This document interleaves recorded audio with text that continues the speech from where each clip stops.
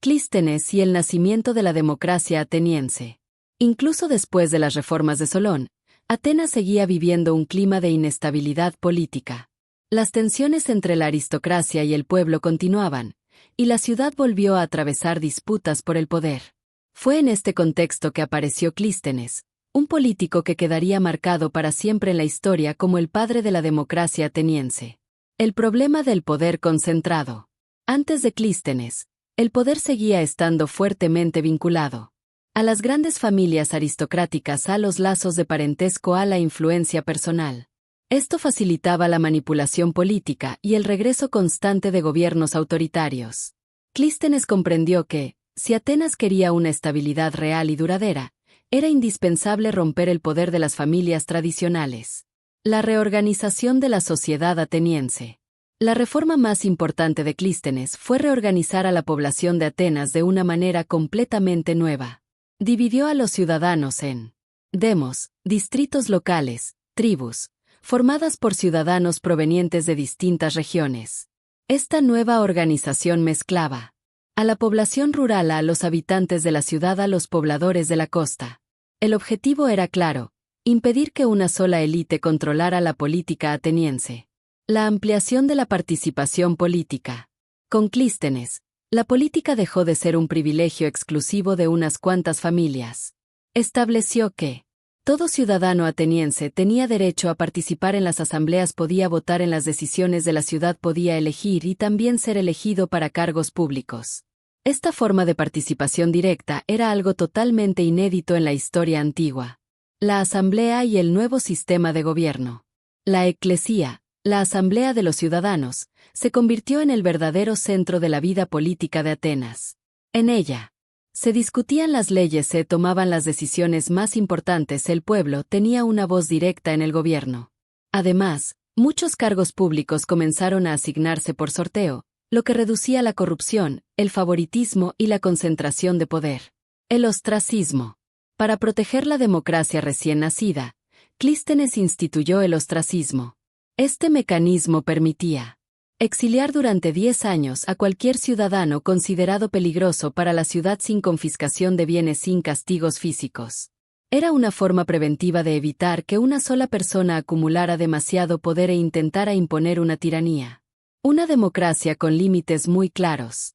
A pesar de ser revolucionaria para su época, la democracia ateniense tenía límites evidentes. Solo eran considerados ciudadanos hombres nacidos libres de origen ateniense que hubieran cumplido con el servicio militar. Las mujeres, los esclavos, los extranjeros y los exesclavos estaban completamente excluidos de la vida política. El impacto histórico. Aun con todas sus limitaciones, la democracia creada por Clístenes transformó la forma en que se ejercía el poder, influyó profundamente en el pensamiento político de Occidente, introdujo la idea de que el ciudadano puede participar directamente en el gobierno. Fue un paso gigantesco para su tiempo y una experiencia política sin precedentes en la historia. En el próximo tema analizaremos quiénes eran realmente considerados ciudadanos en Atenas y por qué esta democracia estaba muy lejos de ser igualitaria. ¿Quién era ciudadano en Atenas? Después de escuchar que Atenas fue una democracia, muchas personas imaginan algo muy parecido a lo que conocemos hoy. Sin embargo, cuando observamos más de cerca, surge una pregunta inevitable. ¿Quiénes participaban realmente de esa democracia? La respuesta suele sorprender a mucha gente. Habitar la ciudad no era lo mismo que ser ciudadano. En Atenas, no todo el que vivía en la ciudad era considerado ciudadano. Existía una diferencia enorme entre vivir en Atenas, tener derechos políticos en Atenas. Ser ciudadano era un privilegio extremadamente limitado y reservado para muy pocos. Los requisitos para ser ciudadano. Para ser reconocido como ciudadano ateniense, era necesario cumplir todos los siguientes criterios. Ser hombre, haber nacido libre, ser hijo de padre y madre atenienses, haber completado el entrenamiento y el servicio militar. Si faltaba uno solo de estos requisitos, la persona quedaba excluida de cualquier derecho político. Quienes quedaban excluidos. Esto dejaba fuera a la gran mayoría de la población. Las mujeres, incluso si nacían en Atenas, no podían votar ni participar en la política. Los esclavos no tenían derechos y eran considerados propiedad. Los exesclavos aun después de obtener la libertad, no accedían a la ciudadanía los metecos, extranjeros aunque fueran ricos, influyentes o fundamentales para la economía, no podían participar políticamente. En la práctica, la democracia ateniense funcionaba con una minoría gobernando sobre el resto. ¿Cuántos participaban realmente? Los historiadores estiman que solo entre el 10% y el 15% de la población de Atenas estaba formada por ciudadanos, el resto de la población sostenía la ciudad, pero sin tener voz política. Esto demuestra que la democracia ateniense era directa, pero profundamente excluyente. Porque, aún así, fue algo revolucionario. A pesar de todas estas limitaciones, para su época este sistema era completamente novedoso. Antes de Atenas, el poder estaba concentrado en reyes o aristócratas. El pueblo no participaba directamente en las decisiones. Por primera vez en la historia, un grupo significativo de ciudadanos debatía las leyes, tomaba decisiones colectivas, gobernaba su propia ciudad. Comparación con la democracia actual.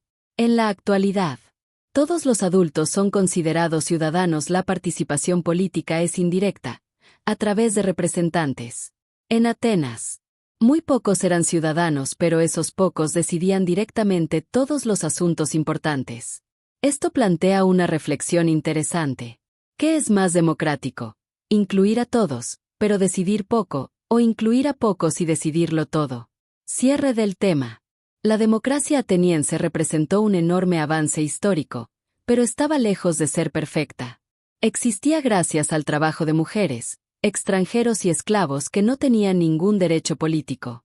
Este contraste nos ayuda a comprender que, aunque nació como un ideal de participación, la democracia también cargó desde su origen profundas contradicciones. Atenas y Esparta, más parecidas de lo que parecen. Después de todo lo que hemos visto hasta ahora, es común pensar que Atenas y Esparta eran opuestas en absolutamente todo. Una abierta, democrática y participativa, la otra militarizada, rígida y cerrada al mundo exterior. Sin embargo, cuando observamos con mayor atención, descubrimos que detrás de esas diferencias evidentes se esconden similitudes profundas y estructurales. El dominio de una élite. Tanto en Atenas como en Esparta, el poder real estaba concentrado en manos de una minoría. En Esparta, los espartiatas controlaban la política, la tierra y el ejército. En Atenas, los ciudadanos gobernaban, pero excluían a la mayor parte de la población.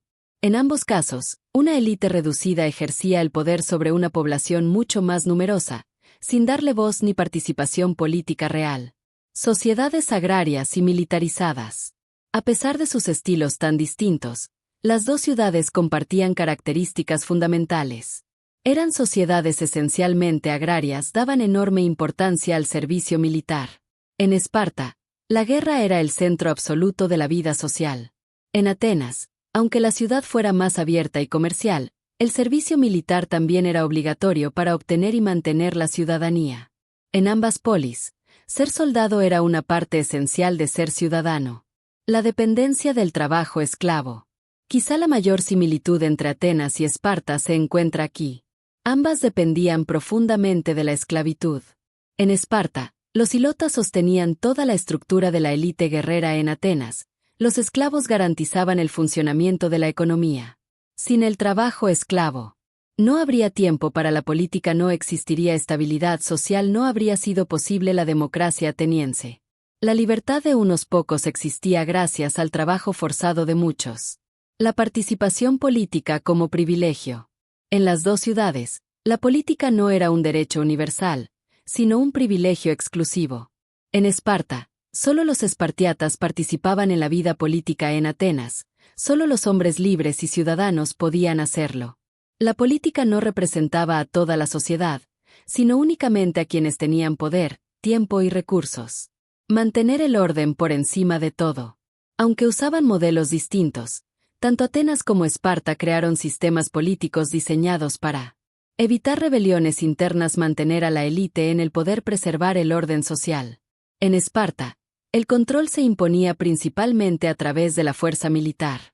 En Atenas, mediante el debate político, pero siempre dentro de límites establecidos por un grupo reducido. Desmitificando a los opuestos perfectos. Atenas no era tan libre como muchas veces se presenta. Esparta no era tan simple ni tan uniforme como solemos imaginar. Ambas ciudades eran excluyentes, eran jerárquicas, se sostenían sobre profundas desigualdades. La diferencia principal estaba más en la forma de gobernar que en quienes resultaban beneficiados por ese poder. Cierre del tema. Comprender estas similitudes es fundamental para evitar una visión idealizada de la Grecia antigua. Atenas nos legó la idea de democracia. Esparta nos mostró el poder de la disciplina militar. Pero ambas nos enseñan algo aún más importante. Toda sociedad refleja sus conflictos, sus miedos y sus desigualdades. En el próximo tema veremos cómo el enfrentamiento entre estas dos grandes polis terminó debilitando a toda Grecia, abriendo el camino hacia su decadencia y caída. El conflicto entre Atenas y Esparta. Después de siglos siguiendo caminos muy distintos, Atenas y Esparta terminaron haciendo lo que parecía inevitable. Entraron en un enfrentamiento directo. Ese conflicto quedó marcado en la historia como la Guerra del Peloponeso y representó el inicio del declive del mundo griego. No se trató solo de una guerra entre dos ciudades, sino de un choque entre dos formas opuestas de entender el poder, la política y la sociedad. La rivalidad entre dos potencias. Tras las guerras médicas, Atenas emergió fortalecida y con enorme influencia. Lideraba la Liga de Delos, dominaba el comercio marítimo, expandía su poder por todo el mar Egeo. Esparta, por su parte, lideraba la Liga del Peloponeso, poseía el ejército terrestre más poderoso de Grecia, observaba el crecimiento ateniense como una amenaza directa. La tensión entre ambas polis fue aumentando poco a poco, hasta llegar a un punto en el que la confrontación se volvió inevitable. El inicio de la guerra. En el año 431 a.C., estalló oficialmente la guerra.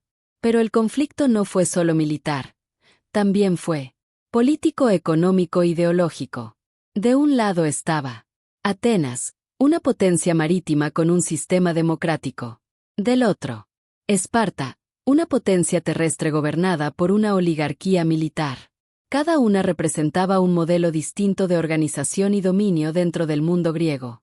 Una guerra larga y agotadora. La Guerra del Peloponeso se extendió por casi 30 años. Durante ese largo periodo, ciudades griegas lucharon contra otras ciudades griegas, hubo traiciones, masacres y alianzas cambiantes, epidemias devastaron Atenas, matando a miles de personas. La economía de toda Grecia quedó gravemente afectada. Fue una guerra de desgaste extremo.